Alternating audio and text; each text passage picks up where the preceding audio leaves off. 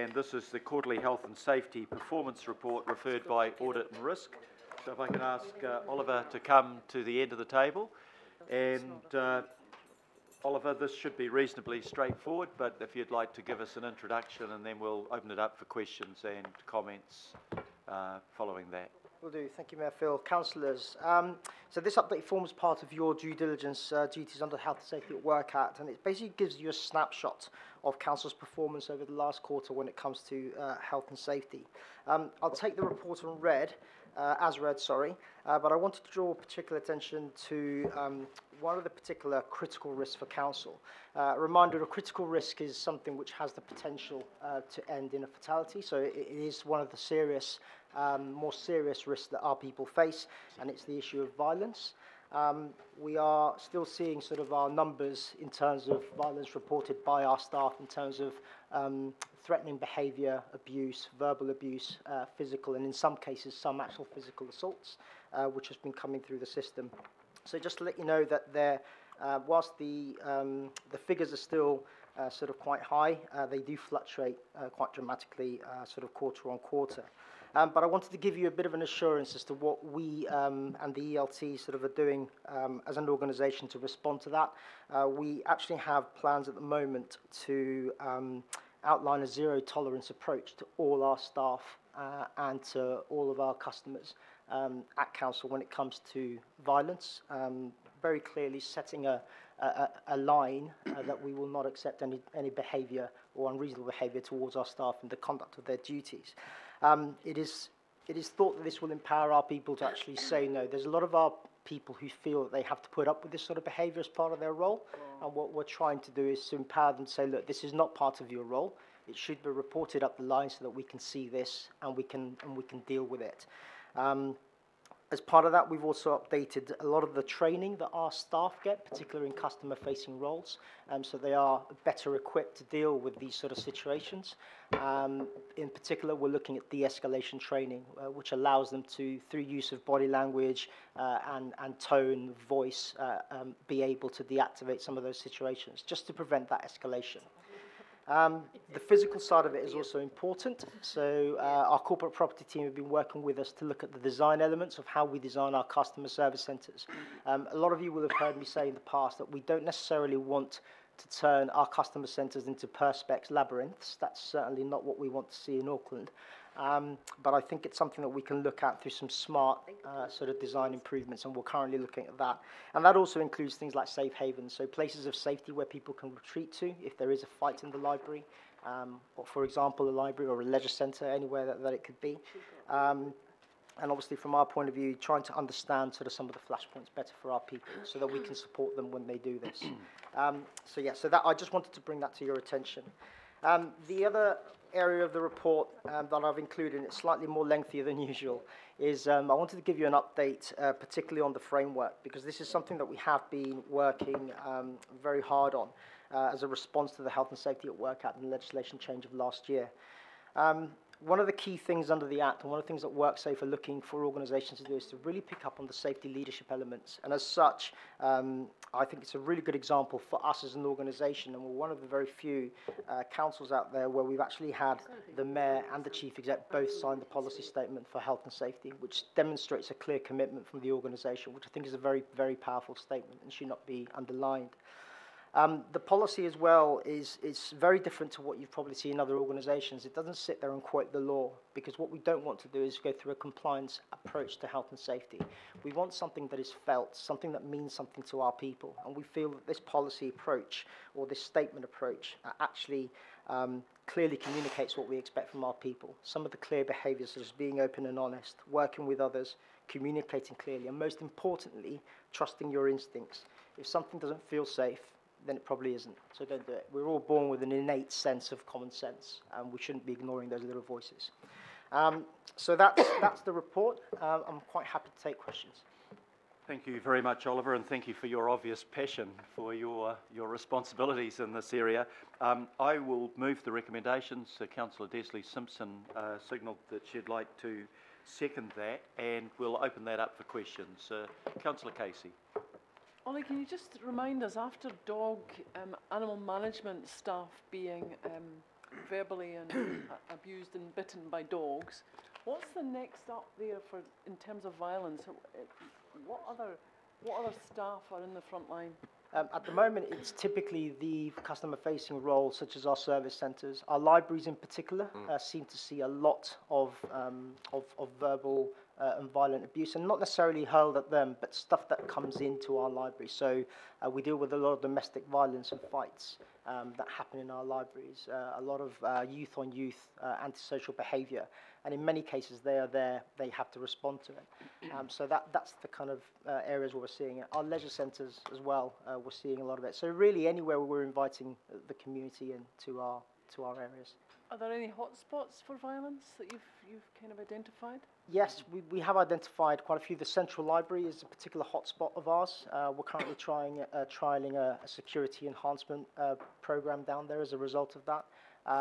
There are the Panmure Library as well. So there's quite a few sort of hotspots in and around council. So they're on your radar? They are on the radar, yeah. Thank you very much. Councillor Filipaina. Thank you, Your Worship. Oliver, look, my question is based on the mental health and the chart that you had on attachment day. And I know it's quarter 3, 7%, 1%, 2% as it went down to 2 and 1. Is there any indication or is there any paperwork that goes out to staff that are possibly working 1.5 jobs, 1.5 or 2 jobs in the interim? Because, I mean, I get told sometimes that, I'm doing staff because of the decisions we make around here, and I'm doing, work with 2 staff. So is that monitored in any way around, how they're feeling? And Yeah.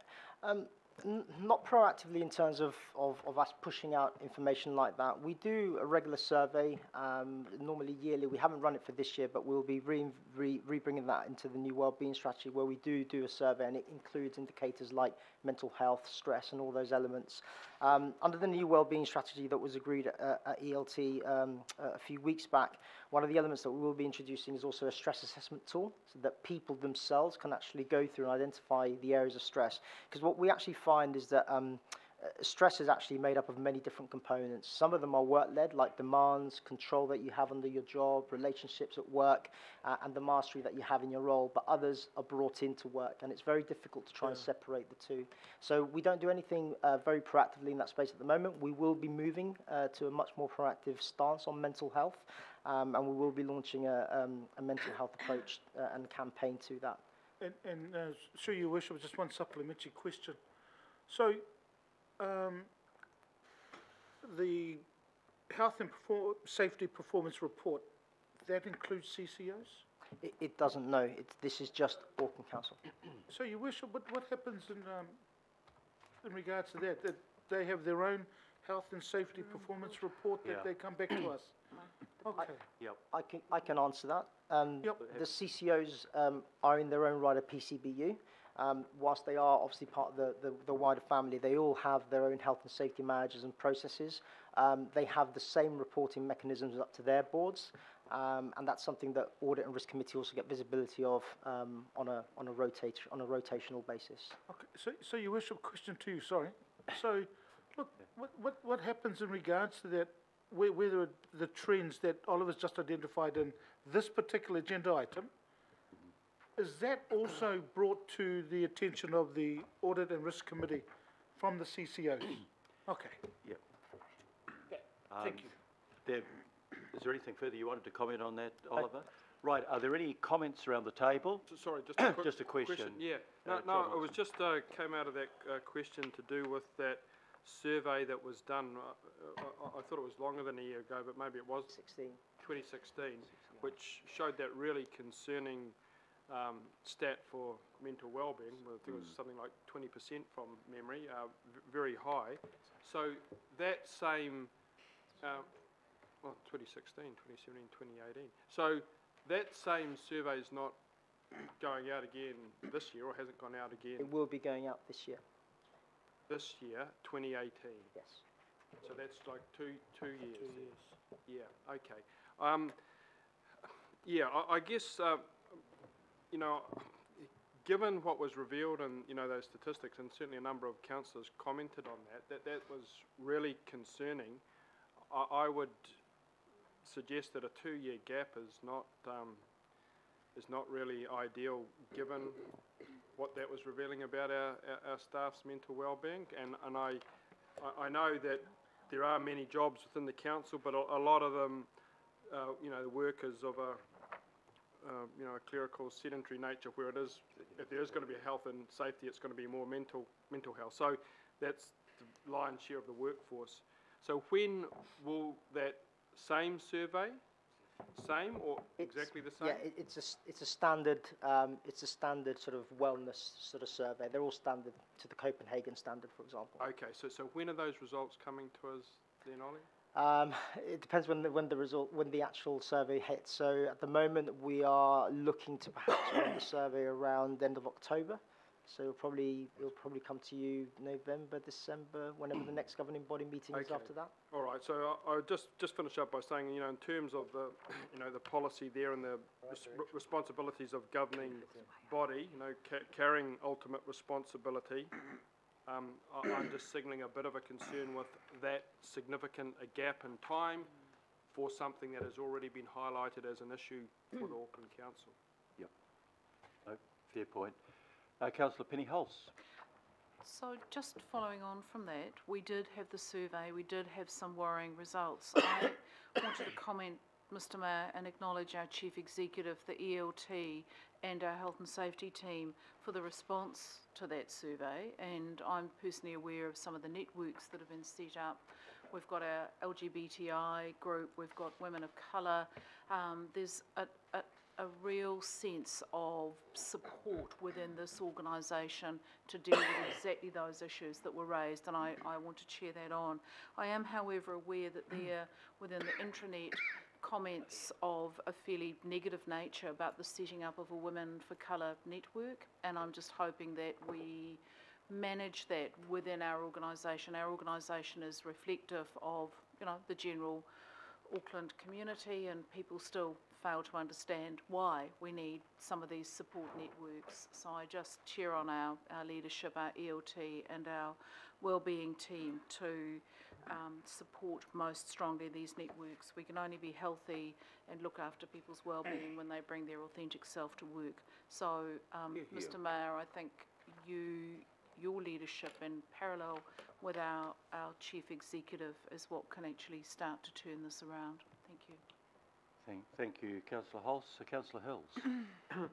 Thank you, Mayor, and thank you so much for this. It's streaks ahead from where I thought was about a year and a half ago. There were some worrying things there, so it looks like you guys are really tackling the issues. I know that I met with the different parts of the departments working on this, and the wellbeing team themselves were quite small, and I kind of felt like they were a bit stressed with dealing with, I know at the time they were dealing with a big program with the animal management team and the issues that we're having there, and the fact that we're having lots of people leaving because it's such a hard job. I know it's operational around staffing, but are you looking at how to support the teams who are supporting as well? So it's quite a... Yeah, it's always a difficult balance, but yeah, absolutely, we try and do that. We have to work in collaboration with other agencies in PMP. Obviously, employee relations are a big part of that as well, so we do need to try and find out how we can work better. I think we also need to understand how we can empower more of our managers to do that as well, because it's, again, it's very... It's kind of very attractive to just throw extra resource at it, but actually it's around sort of empowering through good process, through good mechanisms, and again empowering people to report back so that we can all be part of the solution. But I do hear what you're saying about the resource, and that's something we can certainly put forward. The other thing is, and it is a fine line, because I know that elected members aren't able to access the same services, say, staff are. No, you are. Well, yeah. well, you are now. Okay, we are now. So we are yeah, now. You are. Yeah. So one of the things that we that we did sort of early last year was in response to some of the understanding, some of the things that we want to change around sort of health and safety is, again, not following this compliance-led approach. We really want an understanding that health and safety should be for the benefit of the entire organisation. Yeah. So one of the benefits that we have through EAP is that we have extended the EAP benefit to councillors. Okay, cool. So they are able to access free counselling and sessions of that nature as well. Okay, great. No, that's really good. If that could be, I've can talked to communicate about that. staff that a lot of the staff were offering elected members different ways, but I wasn't sure we were fully able to access that, which is great. But it would be good to go out to local board members, because I know a lot of us and a lot of the local board members do face a lot of stress and a lot of often the abuse and comments, and sometimes there's no place to go and everyone's sort of like hard enough, it's just politics. But I think it would help the whole organisation if everyone knew there was support out there, out in local board land as well as around this table. But I think also if we can continue to encourage the staff to access, I think there's still an issue, and discussing with some staff, especially around people feeling okay to access and feel like it's going to stay confidential and things in an organisation that's quite tight-knit and that sort of thing. So how we can make sure that people are supported, and especially accessing, I know, men in the organisation who feel like it's not often the easiest thing to step forward and say you need help. But with the suicide stats and things, looking at that area as well. But thank you so much to you guys, and I know the diversity inclusion work matched with affects this summer stuff. I think we've made huge strides in the last few years. Thank you, Councillor. Yeah. But if the channels can be, and they probably are with staff, I'm not sure, but the channels can be continually promoted to access this kind of stuff. Thank you very much. If there are no further questions or comments, it's been moved and seconded. I'll put the motion. All those in favour, please say aye. Aye. To the contrary, no. Carried. And Oliver, thank you very much to you and your team for Thank the you. great job that you're doing on our behalf. Really Very much. appreciate it.